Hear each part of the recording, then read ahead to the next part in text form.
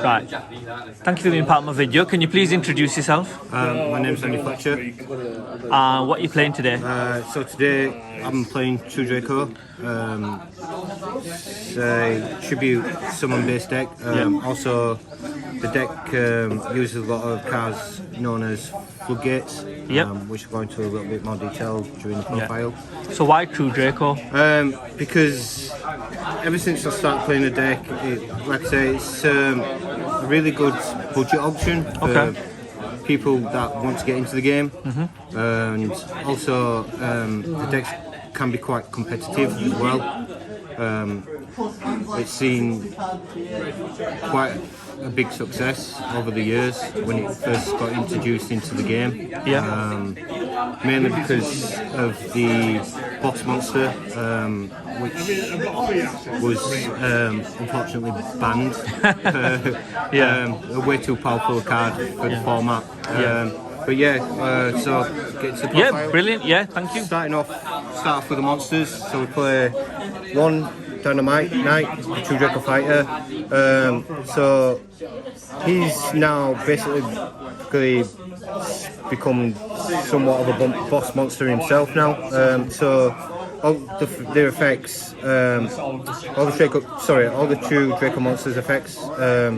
When your opponent activates a card on effect, quick effect, you can take different cards out of your deck. This guy, he lets you get your True Draco trap cards. Being able to add it from your deck to your hand or activate it straight up face on the field. Then next we play 3 Ignacy, the True Draco warrior. So like I said, the monsters have all the same effect where your opponent activates a card or effect, you can search your deck for the corresponding card. This guy lets you get your True Draco continuous spell cards from your deck. Next, play 3 Majesty Maiden. What she does is she lets you search your deck for a monster and add it from deck to hand. And then the other cards I play will go into the draw cards of the deck. So I play 1 Card of Demise, which allows you to draw 3 cards, and then during the end turn you have to discard your hand. But mostly what you do with this is you set all your cards face down and then activate this to get the +3. Next, play 1 Pot of Desires. Traditionally came to 1 on the ban list. So what this card allows you to do is banish the top 10 cards of your deck and then draw 2 cards. A lot of people will use hand traps against this card to stop you getting the draw. Makes good bait for Ash Blossom. Next, I play 3 Pot of Duality. So this card reveal the top 3 cards of your deck and then add 1 to your hand, but you can't special summon after activating this card, so the deck doesn't special summon it, so this is a really good card to be playing in the deck.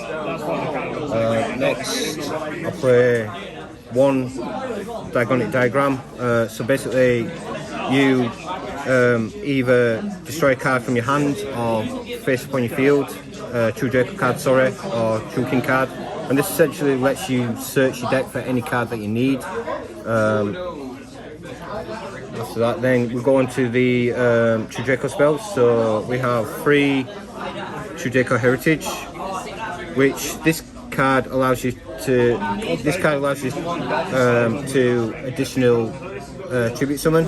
It also has the effect where you can draw cards equal to the amount of True Draco or True King cards that you send from your hand or field to the graveyard. So you can essentially get a +3 with this card. And then next card we play is 3 Disciples of the True Draco Phoenix. So this card, all the True Draco spells do the same thing. They give you an additional tribute summon. And this one lets you shuffle up to 3 True Draco or True King cards from your graveyard back into your deck and draw a card. And same as Heritage, when it's sent from field to graveyard, you get to destroy a spell or trap card on your opponent's side of the field, which makes it really good for getting for dealing with heavy back row decks. And then next card we play is 3 Forbidden Droplets. So Can I just ask how much did they cost you? a very good friend of mine's let me borrow them for the profile. I do have a budget option to this card, which I'll show in a moment. So basically, because what this card lets you do is send in a number of other cards from your hand or field, and obviously you can then use this card to negate an opponent's monster effect, half its attack. But the theory behind this card is because it says that you can send cards from your field. So essentially, if you have like this on the field, and then with a trap card as well, you're essentially getting the effects of this card through this card. So if you had this on field, you set this field, you're also negating spell cards on your opponent's side of the field as well. So yeah, it's a really good card. It is a little bit pricey at the moment, unfortunately, but it works really well in this deck. The other more budget option would be this card, Striker the Monarchs.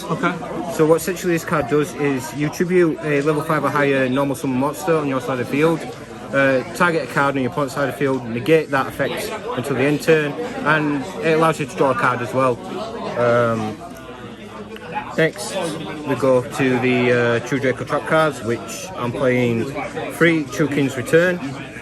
So all the trap cards, when they go from the field to the graveyard, you get to destroy a monster on your opponent's side of the field. This also allows you to tribute summon during your opponent's main phase, and it also allows you to special summon a True Draco monster or True King monster from your graveyard once per turn. And then next we go to True Draco Apocalypse. So like I said, this card also allows you to have a tribute summon during your opponent's main phase. You can then, so during the battle phase, you can activate this card, target another True Draco card, or I believe it also says True King's Return. Yeah, True King card as well. So target another card on the field, and half your opponent's monsters attack and defense permanently. So what you want to do is you want to wait until you have this set, wait until your opponent wants to attack you, activate this. So if you send like another one of itself, or like for example send this to the graveyard, you're not only halving your opponent's monsters, but you're also getting to destroy a monster on your opponent's side of the field as well. And then we have this 3 Skill Drain, which recently came back to free on the recent ban list. So you activate this card by paying 1,000 life points, and your opponent can't activate monster effects. And then the next card we play 3 the Monarchs Erupt. So what this card is essentially letting you do is the same thing as Skill Drain, negating your opponent's monster effects. The only thing is you have to have a tribute summon monster on the field, and then so essentially we get to play 6 Skill Drain in the deck, which is a good thing. And then the next card I'm playing is 3 Solemn Strike. So when a monster would be summoned or special summoned, you can pay 1,500 life points to negate the summon of the monster and destroy it. It's also good for going second as well. And then the next card, the last card in the deck I'm playing is they can only be 1. So each player can only control 1 type of monster. So with the amount of like floodgates you're putting in a deck, plus like your monsters being high attack, so essentially you're only ever going to need one monster with this card. So it does help you control the board more as well. So yeah, that's the deck profile, guys. I hope you enjoyed it. Right. Thank you very much, Danny. I'll let you get back to your locals now. Thank you very much. Thank you. Cheers.